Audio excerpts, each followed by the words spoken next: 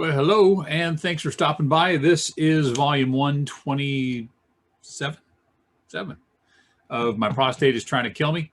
I might be wrong about that, and if I am, I'll change it on the title down there. I'm Mark Graves, just a regular guy fighting prostate cancer, and I'm happy to have you along for the ride. It's Tuesday morning.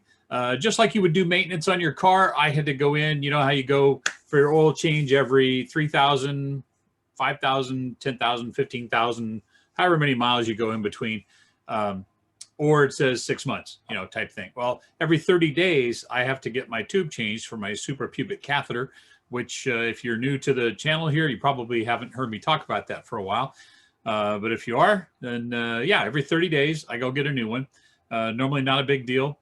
What I have is a tube. There was an incision made on my abdomen. I'm not going to show it to you because it's disgusting. There's an incision made on my abdomen almost 2 years ago now that I had this put in. And when it was originally done, they put you in a kind of like an MRI. It does a resonance on there so that they can look on the monitor and see where all of your organs are at. And their goal is to make an incision in your abdomen and work their way through to the bladder. So obviously my urethra, not obviously, but my urethra is crushed by the tumor that used to be my prostate. And it's so large, in fact, that they weren't able to do surgery on it. And so, of course, here's your urethra, here's your prostate, it goes through the middle of it. And here's what happens when your prostate gets enlarged, it crushes it. And so that causes you to not be able to urinate the way you should urinate, or it causes it to restrict the flow enough that you can't empty your bladder. And that becomes a serious issue in itself. And oh my gosh, it's 11:30 a.m. and I'm doing this already. I had a terrible night's sleep last night, but we'll get to that in a moment. So the tube had to be put in for me because I could no longer urinate at that. I could just get a tiny little stream out of my penis. And so, and this is a little bit of a catch up. I'm apologize for you guys who have been here through the whole series of videos. You've already heard this story, but for anybody that's just jumping in now, I'll give you the Cliff Notes version of it. I wasn't able to empty my bladder. So it happened gradually over time. Now, of course, I didn't know anything about the cancer at this point. So I'm just thinking, hey, this is what happens when you get old. And I was not able to get everything out of my bladders. Hence, I still had the feeling that I had to urinate. So imagine having the feeling that you have to urinate 24 hours a day, 7 days a week. Okay, so, but like I said, it happened gradually. But it got to the point where I wasn't going out any longer. I wasn't, leaving the house. It was like I didn't feel safe being away from my toilet. And if I was going to go to the grocery store or something, I would try to pee before I left. I would run out, jump in the truck, turn it on, turn it off, run back in the house, try to pee again. Then I would run back out, turn the truck on again. I'd probably sometimes do that 3 or 4 times in a row, and then finally just go, okay, I can make it. So start the truck, drive the truck over to Albertsons, which is literally, it's going to be a drinking game. Every time I yawn, have a shot. Albertsons, which is less than a mile from my house. Park the truck, grab a basket, and haul ass back to where the pharmacy was. Get to the bathroom and try to pee again because the urge was so bad. Now this would go on through the entire shopping trip. So I would put a few things in the basket. I would go back over to the restroom again, park the basket, run inside, try to pee a little bit, wash my hands, run back out. I might do that, 3, 4 times, 5 times during the time that I was shopping. And then came to the part where I had to get in line to check out. And for me, I can't describe how emotionally draining that was. No pun intended with draining. But the fear that I had of pissing myself while standing in line to check out at the grocery store was unbelievable. I mean, I would go into AFib. It was just crazy. I thought, I can't do this. I can't do this. And this is back before COVID. So, they didn't have the grocery delivery services like they do now. You could get it, but it wasn't as easy to get like it is now. They didn't have as many drivers, that kind of stuff. Plus, my mind wasn't working right because I was also in addition to doing this during the day, I was also doing this at night. So I was not getting a good night's sleep. And this went on for over a month. And then it I just, like I said, it went gradually, and I just kind of slipped into a revolving door of being so tired that as soon as I laid down on my bed, I would pass out. I would be asleep. And it would only last for about 10 minutes because then the urge to pee woke my body up. So I would go in, I assume the position is what I call it, hands up against the wall, dangling my penis over the toilet, and then just pushing with all my might, trying to get something out. And I might get a couple of drops, maybe a little stream would come out, but that was it. And then, go get something to drink and go back to bed. So I was smart enough to at least try to not become dehydrated, but this went on for over a week. And at the time, Kelly was, my wife was working a lot. So, she'd leave early in the morning, get home late at night. I was in bed when she left in the morning. I was in bed when she came home at night. She had no idea what was going on. And so after, a week, I went into sleep deprivation where I couldn't concentrate anymore. If you'd asked me my name, I probably couldn't have told you. Thank goodness I wasn't driving anymore. But people were texting me, and I would try to text them back, and it was just gibberish, made no sense whatsoever. It just got bad. And so anyways, that took me up to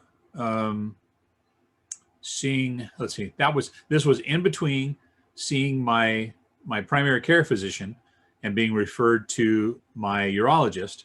So I was right in that window in between there.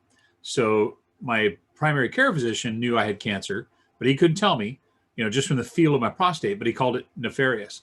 So, and I asked him later too, I said, you knew I had cancer, right? And he goes, yeah. I said, is that why you said nefarious? You can't tell me that I have cancer. And he can't. It has to be biopsied and proven, that it's cancer. And so in between that window, before I saw my urologist and when I had seen my primary care, is when all of this happened.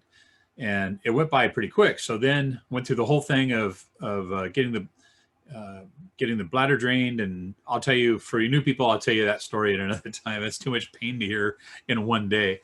But they tried to give me a Foley catheter, and that's the one that you insert through your penis.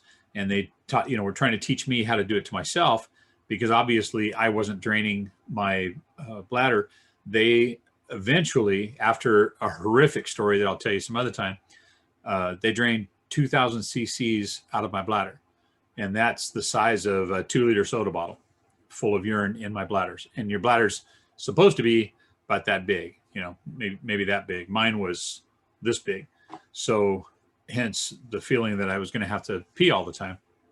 So finally got it drained, which was a bit comical because I couldn't get the catheter in there. So finally, Dr. Bowie says, look, we have to do it.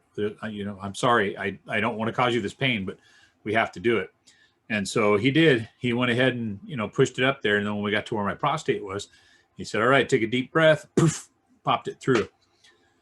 I swear I have not felt that kind of pain in my life. And I've had some pain in my life, but then it kind of went numb. Like once he got past the prostate and the thinner part of the tube got through, the thinner of the silicone, because the head of it is actually harder.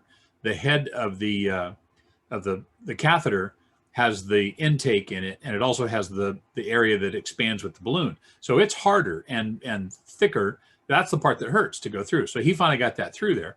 And then as they drained it, and the poor nurse, he's draining it into a urinal. He's looking around, and that's the only one he's got. He's like, Mr. Graves, can you pinch this off? And I'm like, okay. So I pinch it off. He drains the urinal and grabs a new one, or comes back over and fills this one back up again. And I think he filled those up 3 times. And the relief was fantastic. I mean, I felt so good. I mean, imagine that 2 liters worth of urine in your bladder, and it's, now gone because they were able to get all drip. So the plan was to leave that catheter in until they could figure out what else to do, because I had done my biopsy the day before. It was still going to be a week before I got the results back from that.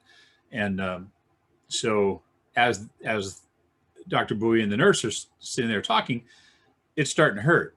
And I'm sitting there, I'm like, this is not feeling good. This is kind of uncomfortable. And then finally, it felt like, you know, lava and broken glass. So I'm like, we need to get this out of here.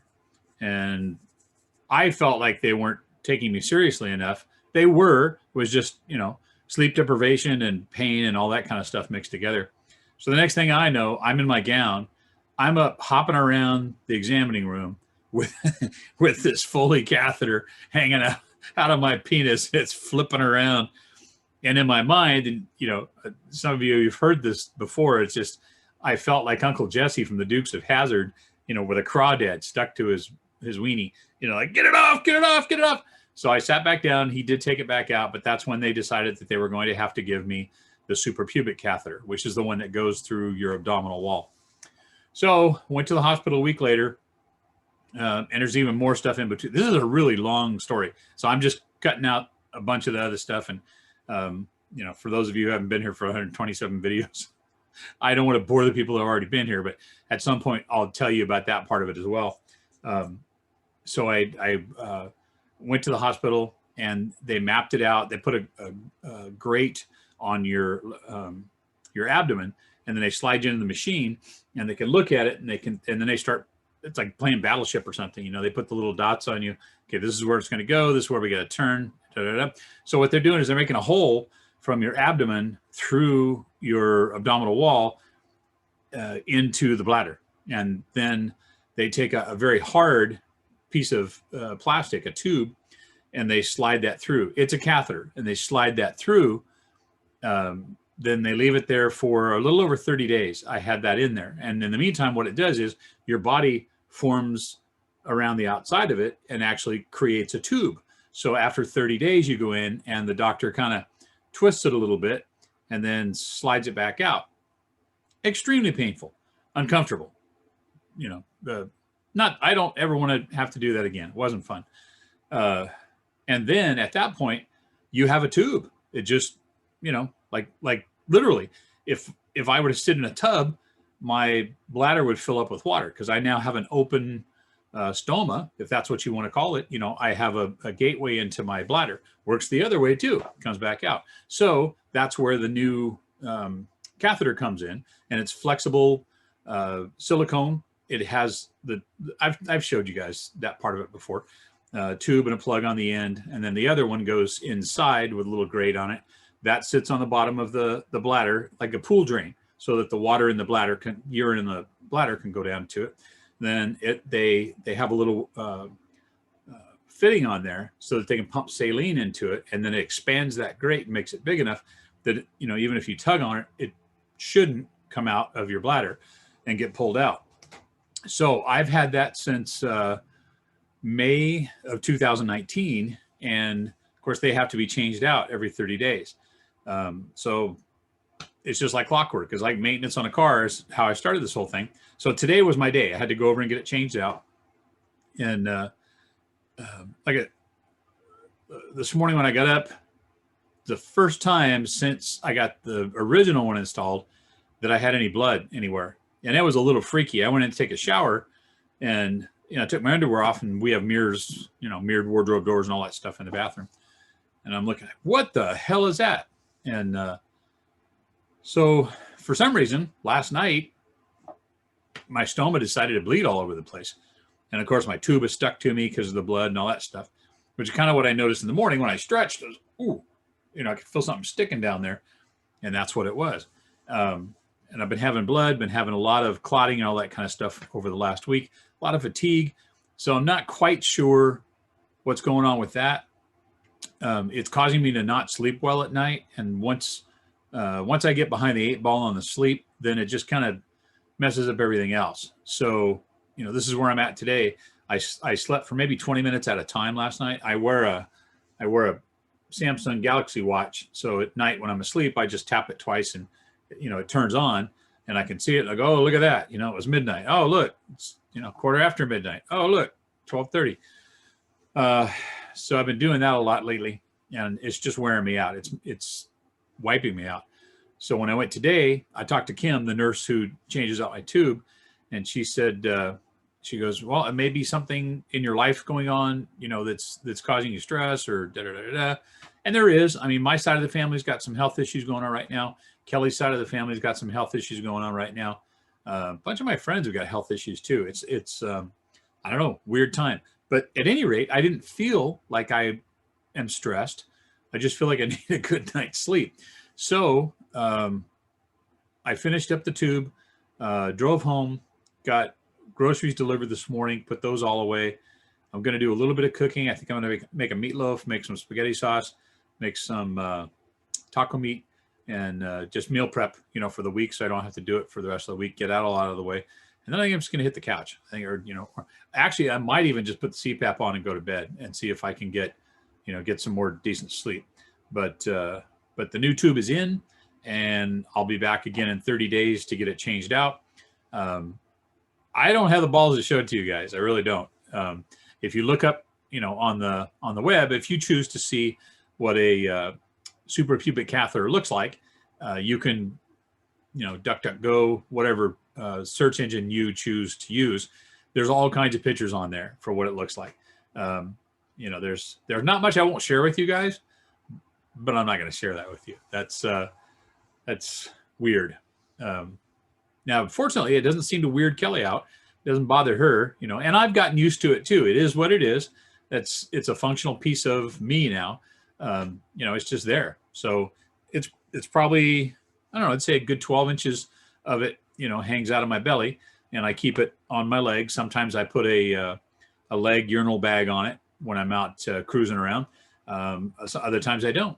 And at night when I go to bed, I have an overnight bag on it that's a, you know, really good sized bag, and I pop that onto the connector, and I use that at night. So being a silver lining kind of guy, that works out good for me, especially on long trips, because I get into the tundra once I'm ready to go, and swap that out, put the big bag on, tuck it down behind my feet, and I can drive 500 miles, you know, not have to stop. So it does make it kind of nice when I go to visit my daughter and my granddaughter in Nevada.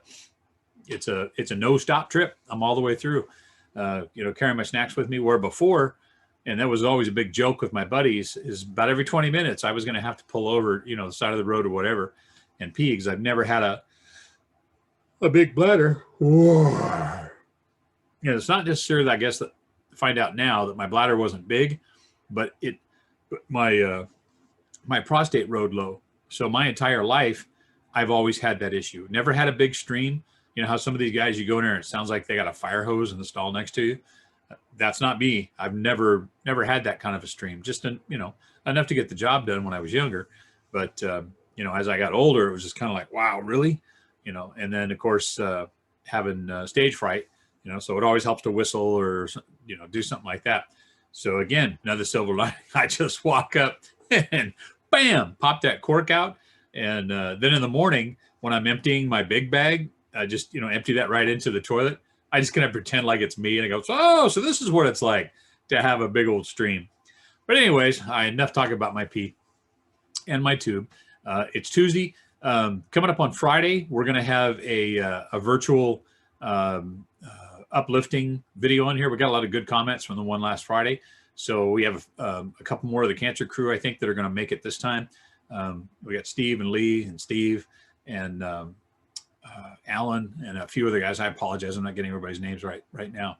And it's also going to be our first free tea Friday. So you've seen us wear the t-shirts that says, I'm fighting prostate cancer. What's your superpower? We're going to be giving one of those away in whatever size you wear, and then we'll include one of the wrist bracelets too. Mail it out to you anywhere that you're at. So we'll do that every Friday, and we'll give you a phrase or a word to listen for. And then if you want to be entered in the contest, you just type the word into the comments below, and then we can contact you direct message through YouTube over the weekend, and then we'll announce the winner on Monday. So hey, kind of fun, just a little something to look forward to on Fridays. And I guess that about wraps it up. So I hope your Tuesday is going better than mine. God bless you all. Appreciate the prayers and the positive vibes, the good thoughts, the the aloha, the shaka, the phone calls, the text messages, you know, everything you send my way, I totally appreciate. I would ask for just a little extra today because, like I said, my family's experiencing some health issues right now. Kelly's family is too. So, you know, maybe a little extra would really, really, really be appreciated. Okay. And like always, if you want to continue along with me on this journey, feel free to click the subscription button below if you want to be notified every time there's a new video. Click on the bell, give me a thumbs up to help spread this on the algorithm. And other than that, guys, have an awesome day. Love you all.